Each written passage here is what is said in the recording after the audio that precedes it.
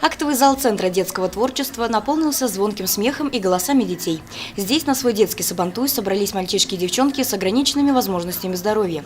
Мероприятие было организовано Сибайским обществом инвалидов совместно с местной общественной организацией «Вперед, Сибай». Этот праздник дети очень ждут. Они уже любят, они знают, что этот праздник будет для них очень интересный. Они хотят покататься на карусели, они хотят побывать, где выступают их же друзья, например, воспитанники Центра детского творчества, как сегодня выступают, и они показывают чудесный праздник. Сегодня будет проводиться для них спортивные состязания в игровом варианте, будут проходить викторины, конкурсы. И много очень интересных ожидает наших детей. На открытии сабантуя ребята встретились со многими сказочными персонажами. Кроме того, их ждала яркая концертная программа, подготовленная детскими коллективами города.